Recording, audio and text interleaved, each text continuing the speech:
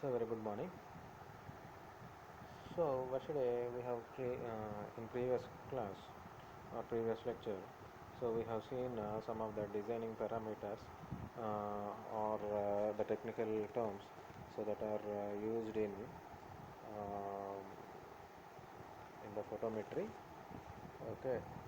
So that is we have seen about illumination, and also we have learned about luminance. What do you mean by illumination and what do you mean by luminance?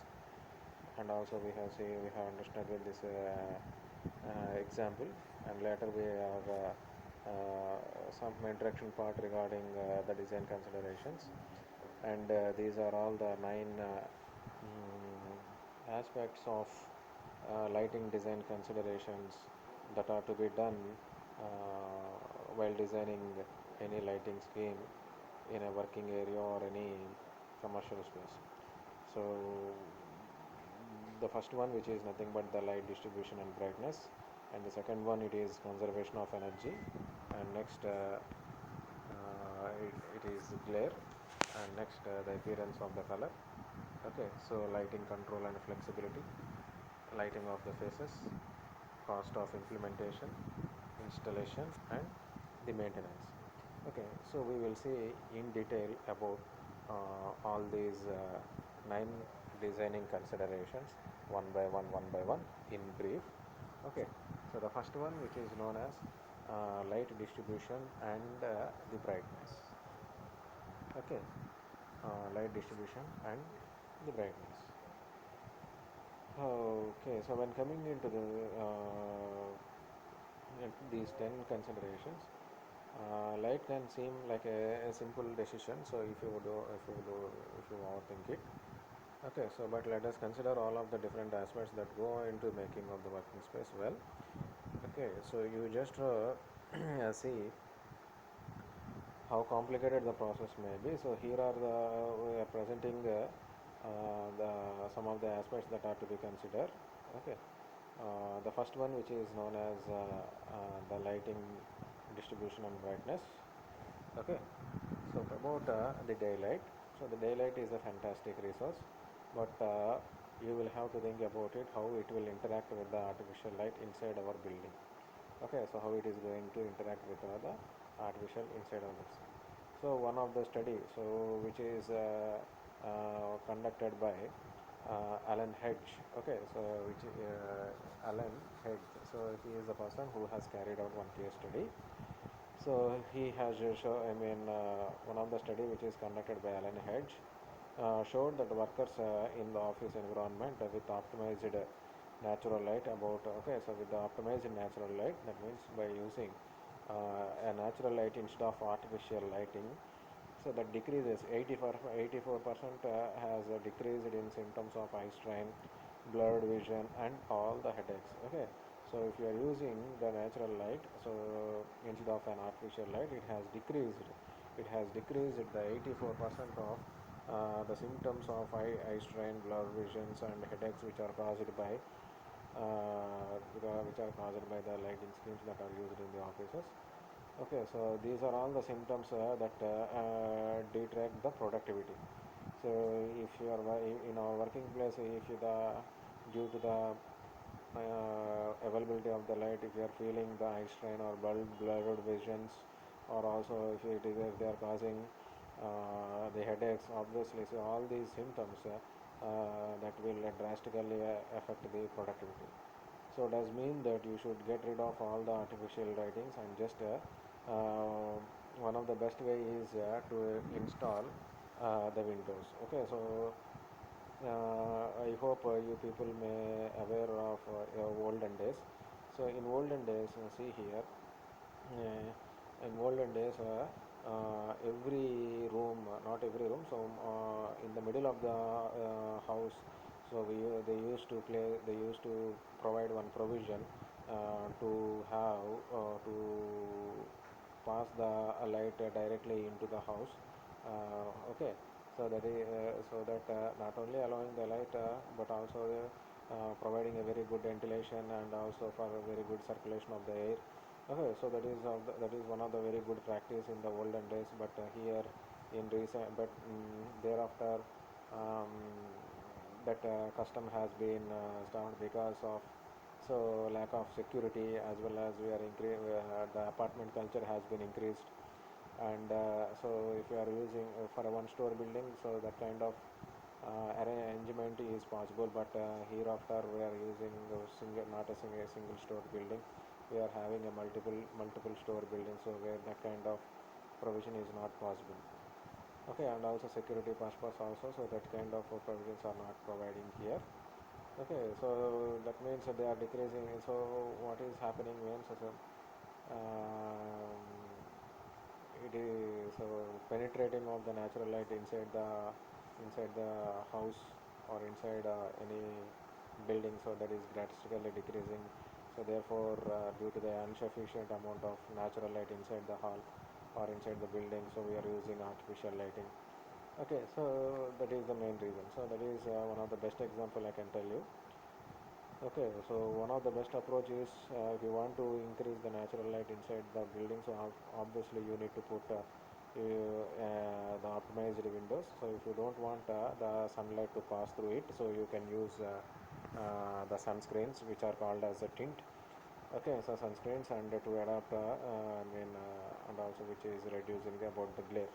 So see, we will talk about the glare later in detail, because this is also one of the designing aspects that are to be considered while designing a very good lighting scheme. Okay, uh, so the what so now windows are definitely worthwhile design choice. So, but you also have to account for the adverse effects of the natural lights. So that means these include, so for example, if you are depending only on the natural light, so during the cloudy season or during the rainy season, so we may feel some difficulty because of unavailable of light. And also see here providing the windows, so obviously unwanted heating driving up the temperature in certain areas, causing inconsistency throughout the office, and also increasing of the room temperature. So that is also one of the disadvantages. So natural light will create the glare on the screens of the computer. So as of you know, so that is so because so I hope this may be experienced while watching a TV in our house. So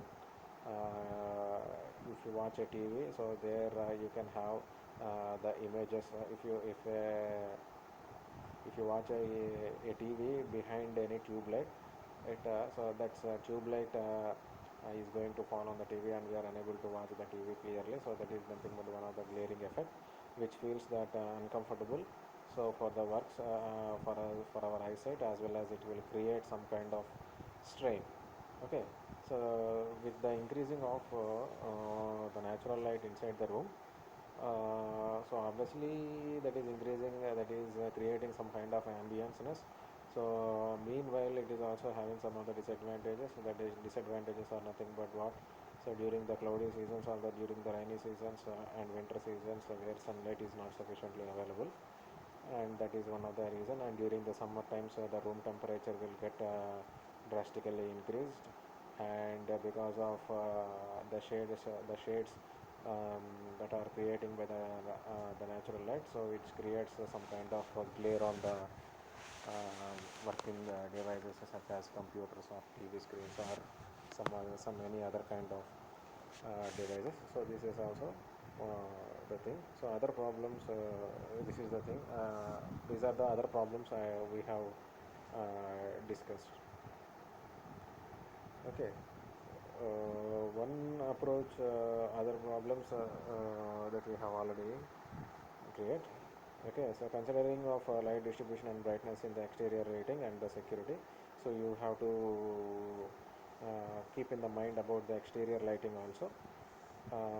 Okay, so exterior lighting must be designed according to the standards, so that it will not come and interact with the lighting of the interior. Okay, so these are all about what light distribution and the brightness that are to be considered while designing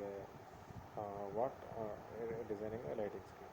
Okay, And next, coming with with the light after the light distribution and the brightness, we are going into the next design consideration, that is conservation of energy. So see here, this is the main objective behind our subject, so which is nothing but the conservation of energy, that is saving of energy.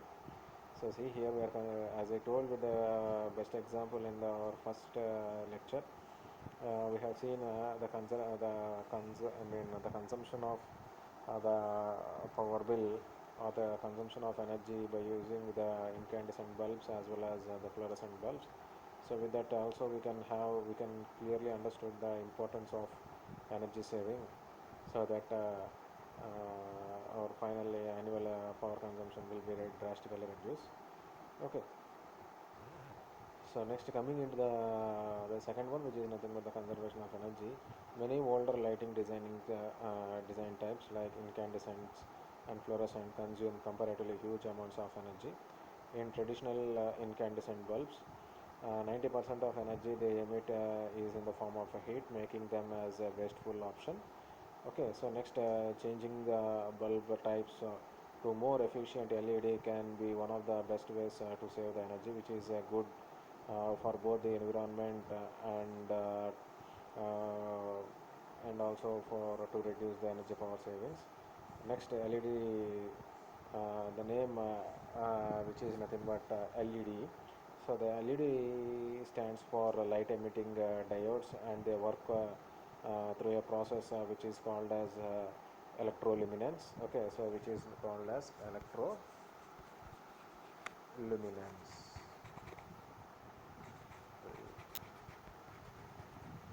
Okay, so which is called as electroluminance.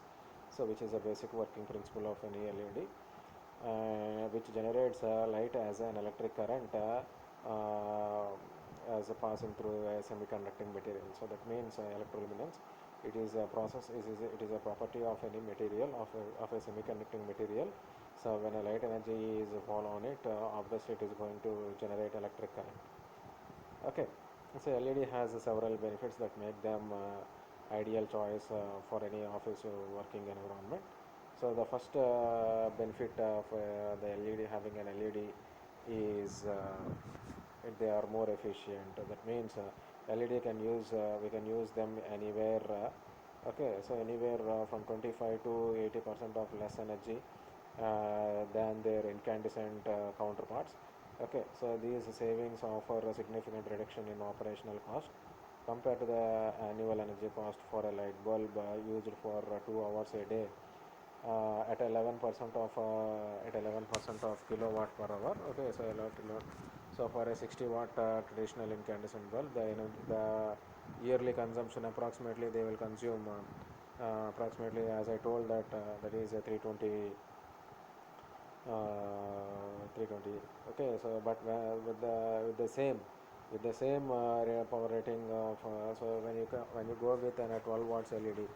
Okay, so 12 watts LED, so their annual power consumption is approximately just you can have up to just 70 rupees per year. Okay, so we can see that it is drastically decreasing half of the amount.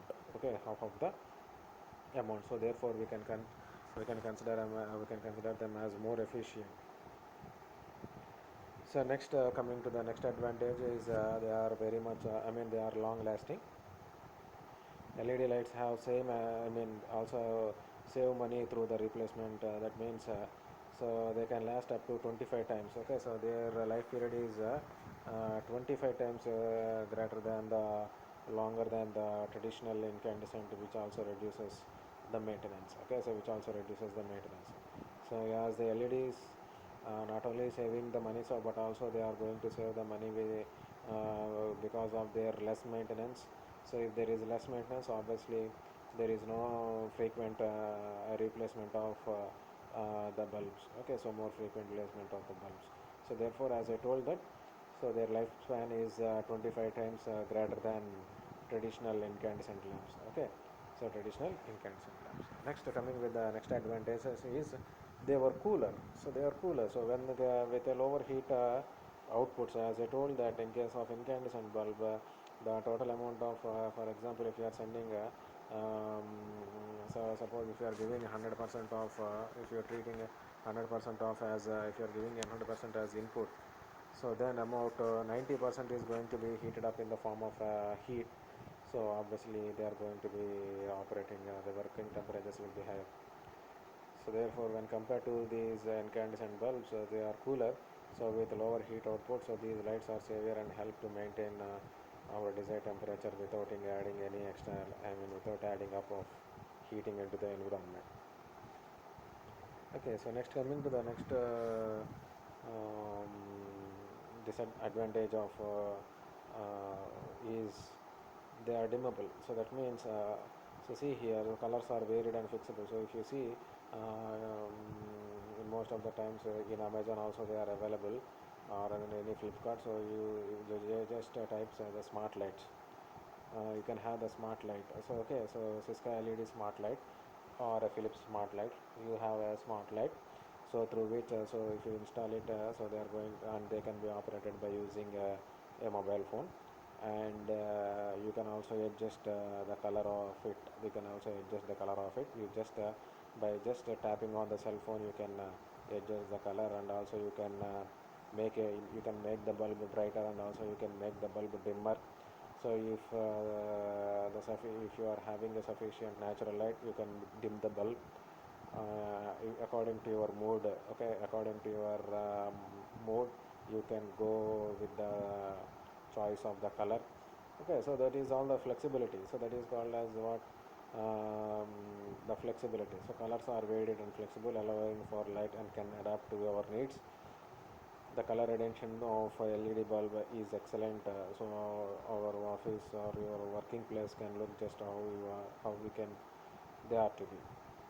Okay, so but you may need to update some of the fixers to work with these energy efficient options.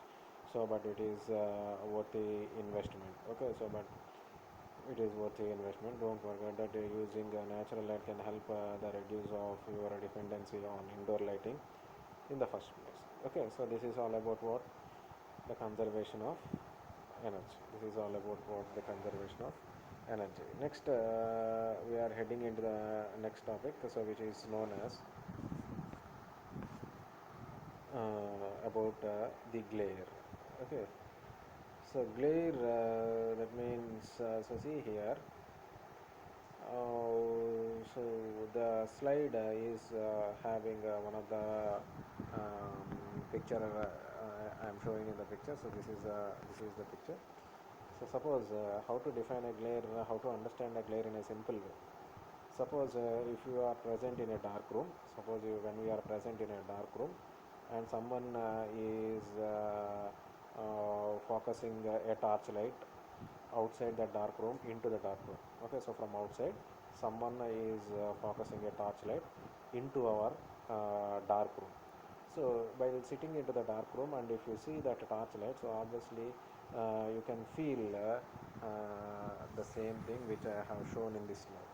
The same thing which I have shown in this slide. So that means when you are watching a bright light which is coming from a source, and when you are sitting in a dark room, okay, so because of this non-uniform kind of light distribution, so we are going to face one kind of irksome in our eye vision. So that is called as nothing but a glare.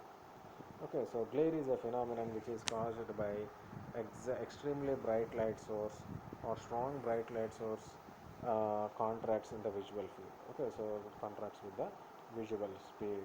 So as usual, so the best example, one more thing I can give is, say, suppose if you are traveling, or if you are driving a car, or if you are traveling in a bus during the night time. Okay, so during the night time, so the driving of a vehicle during the night time is very very difficult. So because the lights which are coming in opposite direction with a high beam, focusing directly into our eyes, so we are unable to see the road path because of that glare. So that is also one of the best example, where we are experiencing in our daily life. Okay, so where we are experiencing in our daily life. And one more example that I can give is, so see here, so when you are we cannot see the sun directly with our naked eye. So because that is the phenomenon of glare. So see, because sun is having a very high, very strong brightness. Okay, it is extremely bright when compared with the brightness of the external environment. So because of that reason, we are unable to see the sun. So that is also one of the best example of the glare. Okay, so this is all. This is about just an introduction and how to define a glare. So glare is a phenomenon caused by extremely bright light source or strong brightness contrast in the visible field. Okay, so in the visual field. So here this thing as I explained, but we will come to this slide later. Okay. Um, so there are two different types of glare, including direct and reflective glares. Okay, direct and reflective glares. We are having two different types of glares.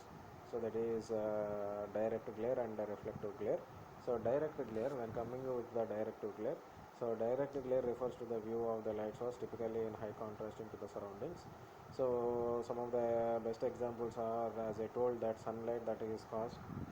Okay, so the sunlight which is causing, that is direct glare. Okay, and next the lamps or the strong lamps. Okay, so the light source which are creating the lamps. So this is also one of the best example for the direct glare. So the next it is the reflective glare. As the name it is telling that. So that is what about the reflective glare. Reflective glare is little more challenging to deal with, as it comes items we work with like glossy paper, desks, and some computer screens. So for example, um, in case of photography, where they are using some reflective papers, okay, silver foils, gold color foils.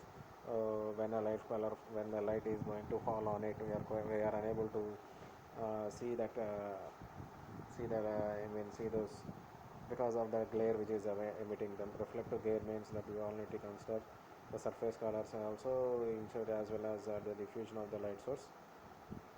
Okay, so that is also one of the main reasons. So see here, glare sometimes not only because of the light, but also see here, this is the best one of the best example I have given. So the color combinations also will create some kind of sometimes about the glare. So here I have used the red color, on which I am using a blue color font. So if you see that EADSM, so it is we that is not looking pleasant. It is creating some kind of irkness to our eyes. It making some kind of discomfort to our eyes while if you are looking it. Okay, while you are looking it. So that kind of color combination not to be avoided. Okay, so that kind of color combinations are to be avoided. Okay, so that is one of the main 2 points. So we are having two types of glares, that is direct glare as well as indirect glare. Direct glares are nothing but the light sources which are of high contrast that are available in the surroundings. For example, lamps and sunlights or car lights, etc., etc. So all these kinds are examples. Next, reflective lights, that is nothing but the when you are using some kind of polishing type of material or a glossy material. Okay, so or glasses, uh, we are using show glasses for the buildings.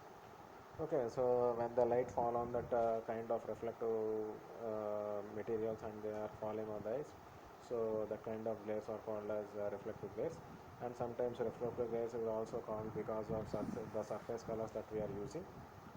Okay, so with the combination of surface colors also, so we are feeling the glare. So if you want to avoid such kind of glares inside the room, so we should go with a very good combination of colors. So next, see here I have shown one of the best examples. See here, I don't the person who are using the specs, so will often feel a very difficulty because of this glare. Okay, so because of this glare, so therefore we are frequently using um, anti-glare glasses. Okay, sorry. anti-glare glasses, so that they are going to avoid the glare. So earlier, so you see here, this is if you are going with the first diagram, so reflections, as I see here.